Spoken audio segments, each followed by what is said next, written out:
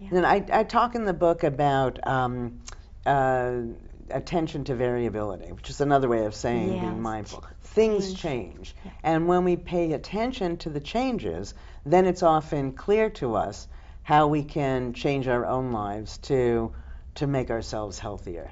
Yeah. For example, let's say, for argument's sake, that you had asthma, and that you found, now most people who have asthma, periodically they just reach for the inhaler. Okay. Yeah. If you realize that you don't always need the inhaler, and you simply ask yourself, when do I need it, when don't I need it? So let's say you found when you're interviewing Ellen Langer, you don't need the inhaler, but when you're interviewing anybody else, you need it. Well, that suggests you should only have me on your show. Or make the other interviews. We certainly have enough to talk about.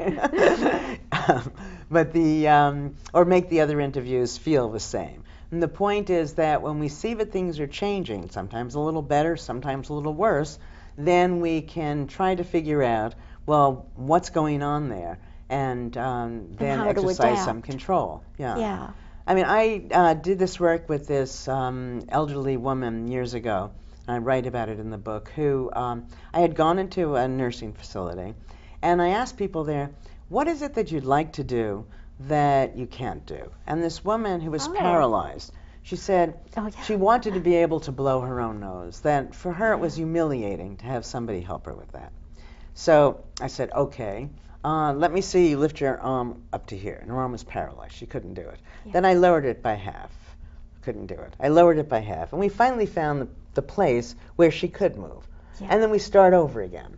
And the nice ending to the story was at the end, she was able to blow her nose. Right. But so I call that the reverse of Zeno's paradox. Yes, that was interesting.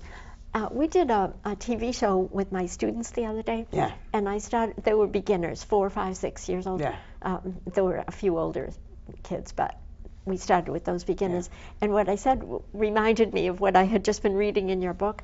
I said to the audience, as the great Chinese philosopher once said, a journey of 1,000 miles begins with a single step. Yeah. And it just reminded me of that. And that applies to so many instances in our lives. Yeah, it's interesting because people don't know, well, how big is a step? So this is one way to help them, but I don't know if people know Zeno's paradox. It's kind of interesting. Tell us about that. Zeno's paradox interesting. With respect to distance is, if you always go half the distance, so let's say we're 3 and 4 feet apart now. If I go half the distance to you, I'm 2 feet, 1 foot, a half a foot, a quarter of a foot, a 16th, and so on. You never get there.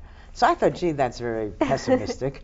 So that's why I reversed it and said there's always a step that's small enough between where you are and where you want to get to that you can move. Right, the tiniest step you can take. But what's interesting is that all of the work says that the very process of taking these steps, trying to take these steps, feels good. Yeah. You know, and what's happened is that too often we've just given over control to the medical world and don't exercise the smallest or most available sorts of control opened up to us for our own health. They give us things like, I have a couple of chapters in the book, which you know. Yes, I know. About language. I read it twice. Oh, yes. You're not supposed to read it twice. You're supposed to buy another book for the second reading. Okay, I will. But so I talk about some of the hidden consequences of language. So one of the things that I found interesting was that the medical world talks about chronic or acute illnesses. Now, if you get a chronic illness, what that means is presumably they can't do anything about it. So if you think you can't do it, there's no control that you can exercise over your health, then you don't bother paying any attention to it. Right. If you're not paying any attention to it, chances are you're not going to find any way to help yourself. So I started to look, what does it mean for something to be chronic? Well, it turns out that there's no definition of chronic. You know, it could be 1 day a week, it could be 3 days a month, 1 hour a day, it could be anything. And so when you recognize again that chronic isn't quite as well known as many of us think when we have chronic disorders, we should turn it around and recognize that the disorders we have are controllable. And if it's not controllable right now, we can try to find the way to control it. So the bottom line there is that nothing is uncontrollable. It's either controllable or indeterminate. We just don't know. And searching for the way feels good, makes us not feel helpless. It takes away the feeling of Right. helplessness. Yeah. Yes, I know. That is a fascinating thought. But so many people do live with chronic illness and just accept it and complain about it. Yeah, that the only time they tune in is when they're in pain. Yeah. And the trick is to notice what's going on the rest of the time. I mean, it's the same thing for psychopathology. You take something like depression. You know, that there are people who think they're always depressed. Well, you're not always depressed. Nobody is, or maybe one person. Well, not usually always. But rarely is a person always depressed. Right. But when if you don't tune in except when you're depressed, then you're mistaken in your assumption, and that itself becomes more depressing. That's right. So And when you're it not perpetuates. depressed, when you're not depressed, the question is, well, why?